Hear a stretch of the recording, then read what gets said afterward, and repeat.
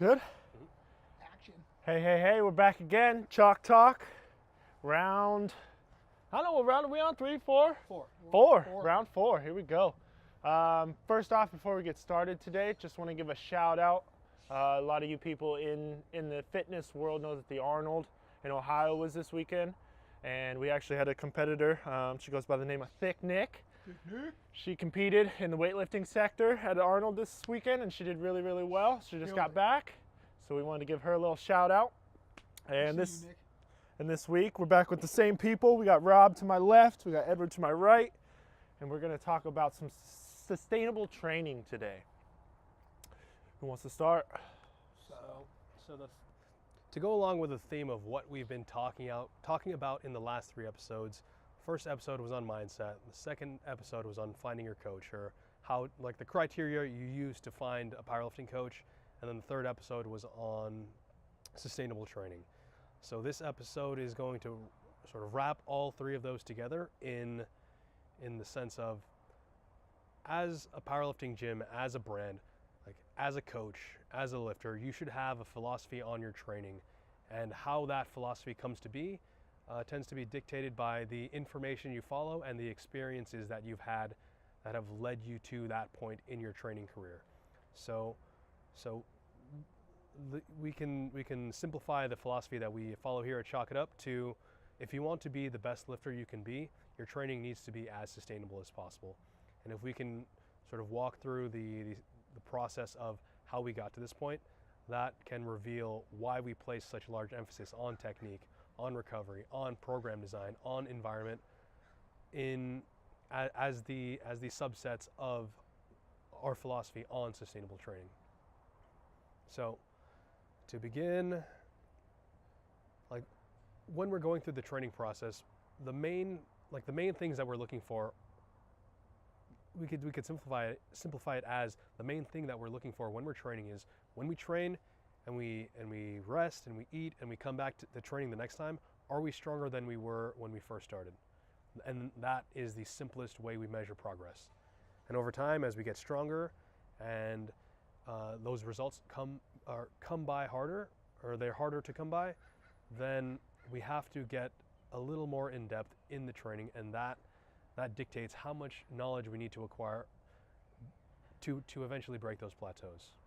And they become harder to come by as you get more advanced as an athlete. When you're a newbie, you're going to have everybody's newbie gains, so that won't be something, I guess it won't slow you down as fast, if you can put it that way. So if you're a beginner lifter and your bench press max is 50 pounds, you could probably do 30 push-ups per day, and that will raise your bench press max to like 60 pounds. Present.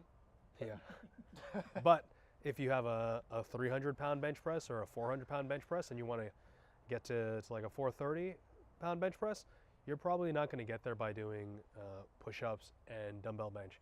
You probably have to focus on things more specific to the competition bench press itself. Fair. Absolutely, and as you kind of evolve and get more advanced in your training, as your maxes go up and stuff like that, the more you understand your training and your end goals, the more you can use the correct exercises and use the correct techniques to get to that end result that you're looking for. And make that sustainable, because some of the training is going to be like monotonous, like, It's going to be, yeah. It's going to be repetitive. It's going to be monotonous, but there are ways to, implement different ideas, different techniques, different workouts that'll kind of keep things fresh, keep things exciting, but also keep pushing towards that end result. Absolutely. So if we were to take this idea of, like, training is going to be monotonous and look at it through the lens of technique, let's imagine that, like, the squat that we know is a squat where we sit our hips back and we keep our shins more vertical, and we load more of our hamstrings, we load more of our hips and our glutes, and we don't really load our quads as much. And if we train like that over and over and over and over, then we're probably going to have really, really sore hamstrings and really sore hips. And our way of getting a stronger squat will be by getting stronger hamstrings and stronger hips. But we'll get to the point where it's like we're leaning forward so much in the squat that the limiting factor is no longer hamstrings and hip strength. It's more how much weight can my lats and my upper back tolerate before my chest caves forward and I dump the weight forward.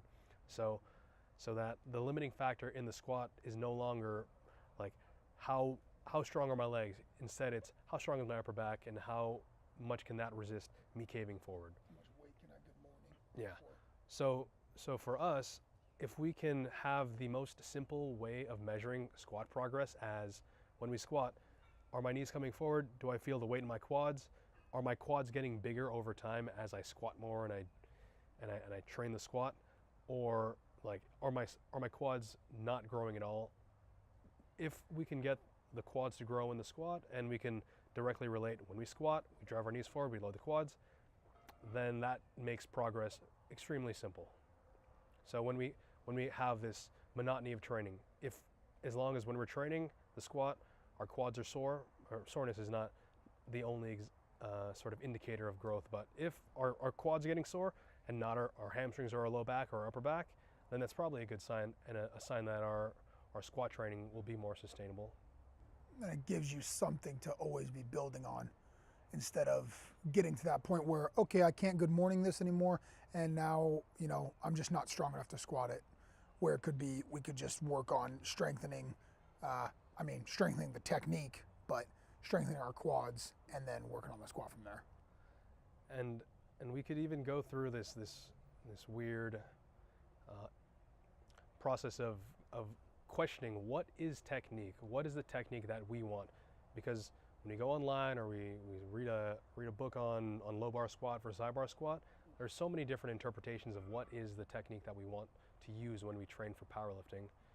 And like the way that we simplify it here at Chalk It Up is when we squat, we use our quads.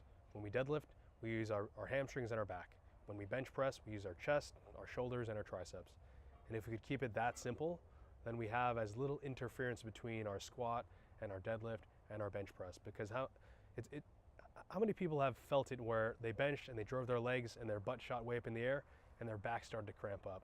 Or if they were squatting and they hit the bottom and they came back up and their knees shot back and their butt shot up and their chest came forward, and once they racked the weight, their back was extremely sore. Or just something that deviates from like squat with the quads, deadlift with the hamstrings, bench with the upper body. When we start to feel these other things like low back getting sore and in context where it shouldn't be getting sore, that's when our training starts to interfere with one another, and we have these unpredictable variables that adversely affect our training. And then it's going to make it harder to recover for those of you that train 4, 5, 6 days a week. If your back is super sore from your squat day, which it shouldn't be, and then you can't train your deadlifts that week, now you're pushing that back again and again, and so it's going to impede your progress a bit. Yeah, if you're training 6 days a week and you're constantly kind of not using the wrong muscles, but there's soreness in places where there shouldn't be as much soreness, you're just going to constantly be chasing yourself week to week, trying to catch up and make sure you're hitting the right muscles and not sore in places that prohibit you from completing the rest of the week's training and get you ready for the next week. Because with 6 days of training during the week, you have one extra day, and if you kind of fall apart in the middle of the week, beginning of the week, it's going to throw off the rest of it. It's a domino effect, essentially.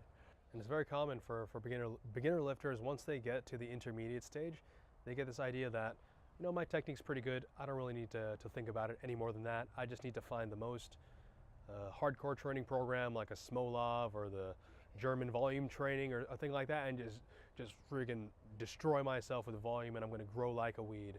But that is not always the case, and kind of as we said in the very beginning, when you're first starting off lifting, you can do these weird things and still get progress, but you're progressing in spite of your program design, in spite of your technique, in spite of like your poor nutrition, not because of it.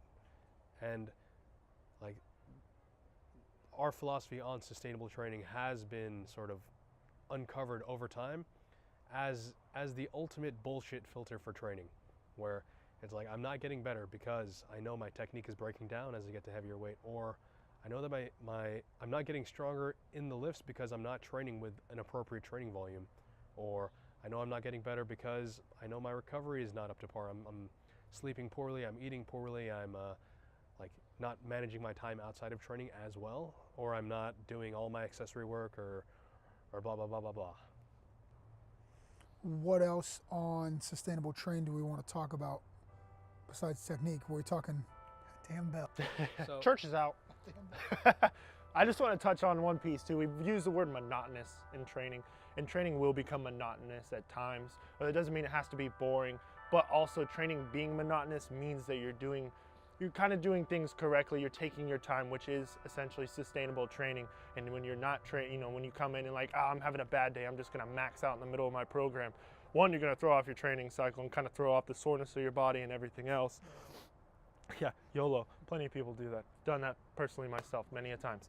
But you're not going to sustain injury if you're being monotonous or being sustainable, because the process might be a little bit longer, but you're not going to spend those times, oh, I hurt myself maxing out that one day. You're not going to have to spend the next month rehabbing, the issue that you just put on yourself because you had a bad day or wanted to go crazy because your friend was or something like that. And I think sort of branching off from that idea, to make training sustainable, training needs to be fun. Because we're all doing this for a hobby. We're not getting paid to powerlift. We come in here because we enjoy the process of lifting a barbell and getting stronger. And if we are competitive powerlifters, we like taking what we do in training and putting it on the platform in a competition where it counts, like for records and things like that. And if we have a competitive career where we have great training and we consistently do really well in training, and then we get to the meet and we do even better, then we're gonna love training and we're gonna love the sport of powerlifting. But if we have these great max out sessions in training and then we go to competition and we bomb out, or we go 3 for 9 and we barely make our openers, and it's like we haven't been following the rules, we're probably gonna hate the sport, or we're gonna dislike it to a greater degree. Because The opener doesn't matter because you have 2 more attempts at it. exactly. Everybody knows that. Absolutely. So, God damn it. So it should be fun.